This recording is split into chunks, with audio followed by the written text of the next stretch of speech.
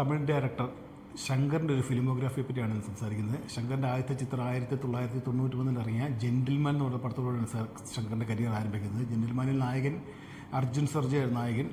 അർജുൻ്റെ അനിയനായിട്ട് മലയാളി വിനീത്, വീണ്ടും മലയാളി വില്ലൻ രാജംബി ദേവ്, മലയാളി പ്രൊഡ്യൂസർ KT കുഞ്ഞുമൻ. അതുകൊണ്ട് വളരെ ഒരു വലിയ മലയാള സാന്നിധ്യവും ഈ സിനിമയ്ക്കുണ്ടായിരുന്നു. അന്നത്തെ സൂപ്പർ ഹിറ്റ് വിദ്യാഭ്യാസ കച്ചവടത്തെ പറ്റിയുള്ളൊരു ചിത്രമായിരുന്നത്. അത് അന്നത്തെ കാലത്തെ സൂപ്പർ ഹിറ്റ് പടമായിരുന്നു. പിന്നെ അതിൻ്റെ ചിത്രത്തിൻ്റെ മെയിൻ ഒരു വിജയഘടകം AR റഹ്മാൻ്റെ വരവ്. AR റഹ്മാൻ്റെ രണ്ടാമത്തെ ചിത്രം ഏതാണ്ടായിരുന്നു അന്ന് ജെൻറ്റിൽമാൻ. അതിനകത്തെ ചിക്ക് ബുക്ക് എന്ന് പറഞ്ഞ റെയിൽവേ എന്നുള്ള പാട്ടൊക്കെ അന്നത്തെ സൂപ്പർ ഹിറ്റ് പാട്ടുകളിലൊന്നാണ്. പിന്നീട് അടുത്ത സിനിമ കാതൽ എന്ന് പറഞ്ഞ പടമാണ് ഇറക്കിയത്. ഒരു ഇന്നും തമിഴ്നാട്ടിലുള്ള അടിയില്ലേ, മറ്റേ ഗവർണർ മുഖ്യമന്ത്രി അടി, അന്നത്തെ കാലത്തും അടിയുണ്ടായിരുന്നു. അതിനെ ആസ്പദമാക്കിയാണ് കാതലൻ എന്ന് പറഞ്ഞ പടം അത് ഇറക്കിയത്.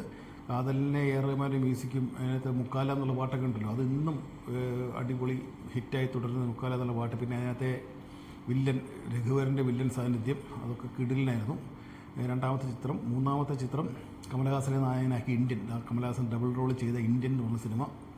ഒന്നും പറയാനില്ല, ഇന്ത്യനെ അറിയാലോ, അഴിമതിക്കെതിരെ പോരാടുന്ന ഒരു സ്വാതന്ത്ര്യ സമര സേനാനിയുടെ കഥയായിരുന്നു ഇന്ത്യൻ പറഞ്ഞത്. അത് ഇന്ത്യ മുഴുവൻ, എന്ന് വെച്ചാൽ തമിഴ്നാട്ടിൽ മാത്രമല്ല ഇന്ത്യ മുഴുവൻ സൂപ്പർ ഹിറ്റായിട്ട് ഓടിയൊരു സിനിമയാണ് ഇന്ത്യൻ. പിന്നീടുള്ള അടുത്ത ചിത്രം ജീൻസ് എന്ന് പറയുന്നത്. പക്ഷേ ജീൻസ് എനിക്ക് പുള്ളിയുടെ ഒരു വെറൈറ്റി, അത് മാറ്റി, പുള്ളിയുടെ ഒരു ശൈലി മാറ്റിയാണ് ജീൻസ് എടുത്തത്. പക്ഷേ അന്നത്തെ ഹിറ്റായിരുന്നു ജീൻസ്. പക്ഷേ എനിക്കത്ര ജീൻസ് അത്ര ഇഷ്ടപ്പെട്ടില്ല. ഐശ്വര്യയുടെ സാന്നിധ്യവും പിന്നെ അതിൻ്റെ ക്യാമറ വർക്കും പിന്നെ 7 അത്ഭുതങ്ങളും ഒക്കെ കാണിച്ച് അങ്ങനെ ഒരു പടമായിരുന്നു. പക്ഷേ അതിൻ്റെ കഥ എനിക്ക് പേഴ്സണലി ഇഷ്ടപ്പെട്ടില്ല. പക്ഷേ പടം അന്ന് സൂപ്പർ ഹിറ്റായിട്ട് പടം ഓടി ജീൻസ്. പിന്നെ ഇത് ആദ്യത്തെ ചിത്രത്തിലെ നായകനാക്കി വീണ്ടും ഒരു പടം ഇറക്കി, മുതൽവൻ എന്ന് പറഞ്ഞ പടം. മുതൽവൻ്റെ ഗാനങ്ങളൊക്കെ കിടിലനായിരുന്നു. അന്നത്തെ ഒരു നാൾ മുഖ്യമന്ത്രി, അത് ഒരു ദിവസം മുഖ്യമന്ത്രിയായി വന്നാൽ എന്ത് ചെയ്യുന്നുള്ള ഒരു തീമായിരുന്നു പറഞ്ഞത്. മുതൽവൻ അന്നത്തെ കാലത്തെ ഹിറ്റായിരുന്നു. AR റഹ്മാൻ മ്യൂസിക്, ഒരു കിടിലൻ പടം തന്നെയായിരുന്നു. പിന്നെ ആ ചിത്രം മുതൽവൻ തന്നെ റീമേക്ക് ചെയ്ത് ഹിന്ദിയിൽ അനിൽ കപൂറിനെ നായകനാക്കി നായക് എന്ന് പറഞ്ഞ പടം ഇറക്കി. പക്ഷെ അത് ഹിന്ദിയിൽ അത്ര വിജയമായില്ല, ആൾക്കാർക്ക് അതങ്ങ് മനസ്സിലായില്ല. അതാണ് ആദ്യത്തെ പ്രശ്നം. ഹിന്ദിയിലെ ആ ഒരു ശൈലി ഇഷ്ടപ്പെട്ടില്ല. പക്ഷേ വീണ്ടും സാറ്റലൈറ്റിലും OTTയിലൊക്കെ വന്നതോടെ പടം ഭയങ്കരമായിട്ട് വീണ്ടും വാഴ്ത്തപ്പെട്ട് പിന്നീട് അതായത് ചെറിയ റോൾ റീൽസിലുമൊക്കെ അതൊക്കെ ഒത്തിരി കയറി വന്നു നായക്. പിന്നെ നായക് കഴിഞ്ഞ അടുത്ത സിനിമ ഇറക്കിയത് ബോയ്സ് ആയിരുന്നു. ബോയ്സ് തമിഴ്നാട്ടിൽ പക്ഷേ ഒരു പരാജയ ചിത്രമായി മാറുകയായിരുന്നു തമിഴ്നാട്ടിൽ. പക്ഷേ കേരളത്തിലും ആന്ധ്രാപ്രദേശ്, ശ്രീലങ്കയിലൊക്കെ അന്നത്തെ കാലത്ത് ബോയ്സ് ഭയങ്കര ഹിറ്റായിരുന്നു. അതായത് തമിഴന്മാർക്ക് ബോയ്സിൻ്റെ തീം അങ്ങ് പിടിച്ചില്ല, ഒരു പുതിയൊരു തീം. നമ്മുടെയൊക്കെ പക്ഷേ ബോയ്സൊക്കെ കേരളത്തിലൊക്കെ ബോയ്സ് സൂപ്പർ ഹിറ്റായിരുന്നു.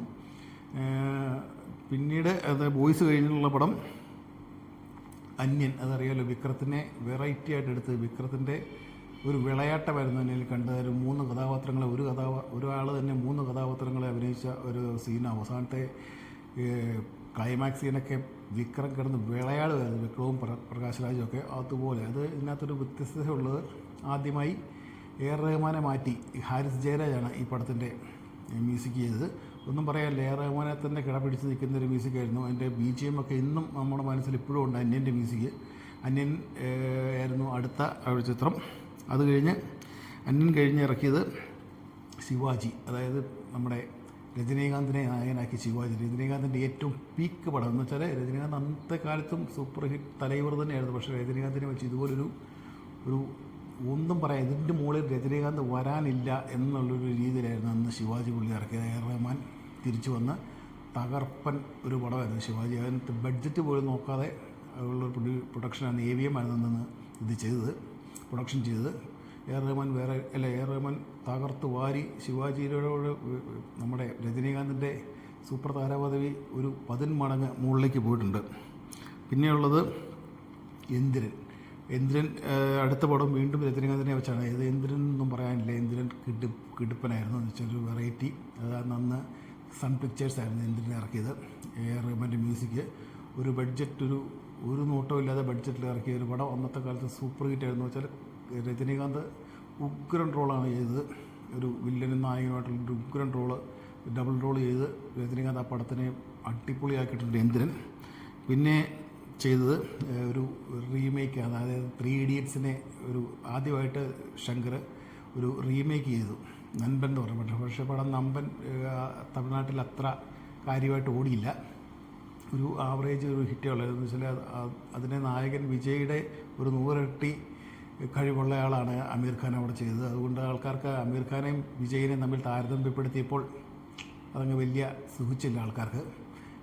പിന്നെ അടുത്ത സിനിമ ഐ വിക്രം തന്നെ വീണ്ടും വിളയാടി. പക്ഷേ ഐയോടുകൂടി പുള്ളിയുടെ ഒരു തിരക്കഥയുടെ ഒരു ശക്തി നമുക്ക് നഷ്ടപ്പെട്ടായിരുന്നു നമുക്ക് മനസ്സിലായി. പുള്ളിയുടെ സ്ഥിരം തിരക്കഥ എഴുതുന്ന സുജാത എന്ന് പറഞ്ഞൊരു ഒരു എഴുത്തുകാരനുണ്ട്. സുജാത മരിച്ചു പോയി. അതോടെ ഒരു തിരക്കഥയ്ക്കൊരു ശക്തി ഇല്ലാതെ പോയി. പക്ഷേ മേക്കിംഗ് കാര്യങ്ങളൊക്കെ നല്ല ഉഗ്രനായിരുന്നു. കളറിങ് കിടിലനായിട്ടായിരുന്നു. മേക്കപ്പ് റോള് അതെല്ലാം അതിൽ സൂപ്പറായിരുന്നു. എ ആർ റഹ്മാൻ്റെ മ്യൂസിക്. പക്ഷേ തിരക്കഥയ്ക്കൊരു ശക്തി ഇല്ലാതെ പോയൊരു സിനിമയായിരുന്നു ഐ.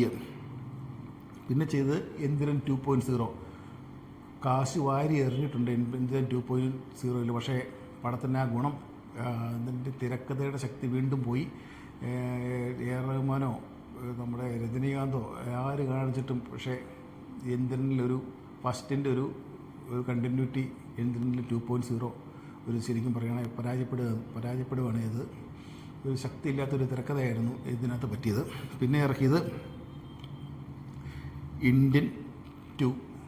അതോടുകൂടി പുള്ളിയുടെ പതനം ആരംഭിക്കുകയായിരുന്നു. അതായത് പതനം പൂർത്തിയായി. ഇത് വെച്ചാൽ അത്രയ്ക്ക് ഒരു മോശം, അതുപോലെ സൂപ്പർ ഹിറ്റ് ഫസ്റ്റ് പാർട്ടിന് ശേഷം അതിൻ്റെ സെക്കൻഡ് പാർട്ട് എന്തൊരു കോമാളിത്തരമാണ് കാണിച്ച് വെച്ചേക്കുന്നതെന്ന് പടം കണ്ടിറങ്ങി നമുക്ക് മനസ്സിലായി. ഒരു ലോജിക്കുമില്ലാത്ത ഒരു ചിത്രം. എന്ന് വെച്ചാൽ തിരക്കഥ മോശം, അഭിനയം മോശം. കമലഹാസനൊക്കെ എന്തിന് ഇതിന് ഡേറ്റ് കൊടുത്തോന്ന് പോലും അറിയത്തില്ല. അതായത് ഇതിൻ്റെ ഒരു പ്രത്യേകത എന്താ വെച്ചാൽ 2ൻ്റെ കൂടെ 3 ഇറക്കി. 3 അവർ ഷൂട്ട് ചെയ്ത് വെച്ചു.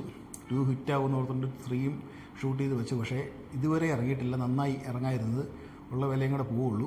അത്രയ്ക്കും ഒരു ഏറ്റവും മോശം, അതായത് ശങ്കറിൻ്റെയും നമ്മുടെ കമലഹാസൻ്റെയും കരിയറിലെ ഏറ്റവും മോശം ഒരു ചിത്രമായിരുന്നു ഇന്ത്യൻ 2. അതിനകത്ത് അനിരുദ്ധ മ്യൂസിക് എന്താണ് ചെയ്തതെന്ന് പോലും എടുത്തത്. അതിനകത്ത് ചെറിയൊരു തീം വരുന്നുണ്ട്. നമ്മുടെ പഴയ ഇന്ത്യനിലെ എ ആർ റഹ്മാൻ ചെയ്തൊരു മ്യൂസിക്കിന് അതായിരുന്നല്ലേ ഏറ്റവും ബെസ്റ്റ്. അതായത് ഒരു 2 മിനിറ്റ് ഒരു BGM ചെയ്യുന്നുണ്ട്. പക്ഷേ അത് മാത്രമുള്ളായിരുന്നു എടുത്ത് പറയേണ്ടത്. അനിരുദ്ധം തീരെ പരാജയം. ഒരു ഫട്ടർ ഫ്ലോപ്പ് പടമായിട്ട് ഇന്ന് ഇന്ത്യൻ 2 മാറി. അത് കഴിഞ്ഞുള്ള അടുത്ത് ഇറക്കിയത് ഗെയിം ചേഞ്ചർ എന്നാണ് സിനിമ. ഗെയിം ചേഞ്ചർ എന്ന് പറഞ്ഞ പടം നമ്മുടെ തെലുങ്ക് പടമാണ് ഇറക്കിയത്. അതും ഇതേ തലൈവ എന്ന് വെച്ചാൽ കേരളത്തിലൊന്നും ഒരാഴ്ച പോലും പടം ഓടിയില്ല. 3-4 ദിവസം കൊണ്ട് പടം ഹോൾഡ് ഓവർ ആയി പോവുകയാണ് ചെയ്തത്. അത്രയ്ക്കൊരു ശക്തിയില്ലാത്തൊരു തിരക്കഥയും വെച്ച് തെലുങ്കന്മാരുടെ കാശ് കൊണ്ട് ഇറക്കി ഒരു ചിത്രം. ഒന്നും പറയാനില്ല ഗെയിം ചേഞ്ചറിനെ പറ്റി. അതുപോലെ ഇന്ത്യൻ്റെ അത്രയും പതനമല്ലെന്നേ ഉള്ളായിരുന്നു മാത്രമേ ഉള്ളൂ. അതോടുകൂടി അതായത് ശങ്കറിൻ്റെ ഒരു വീഴ്ച പൂർണ്ണമാവുകയായിരുന്നു. ഇനി ഒരു നല്ലൊരു തിരക്കഥയോ അല്ലെങ്കിൽ തിരക്കഥാകൃത്തിനെ കണ്ടുപിടിക്കാതെ ശങ്കറിന് ഇനി വേറൊരു രക്ഷയില്ല. ഏതാണ്ട് 2-3 പടങ്ങളും കൂടെയൊക്കെ വരുന്നുണ്ട്. ശങ്കറിൻ്റെ അനൗൺസൊക്കെ ചെയ്തിട്ടുണ്ട്. പക്ഷേ തിരക്കഥ ശരിയാക്കാതെ ശങ്കറിൻ്റെ കപ്പാസിറ്റിയും തീർന്നോ എന്നൊരു സംശയമുണ്ട്. അതോടുകൂടിയാണ് ശങ്കറിൻ്റെ ഒരു പതനം പൂർത്തിയായത് കേട്ടോ. ഇനി അടുത്ത ദിവസം വേറൊരു സംവിധായകൻ്റെ ഫിലിമോഗ്രാഫി ആയിട്ട് തിരിച്ചു വരാം. ഓക്കെ.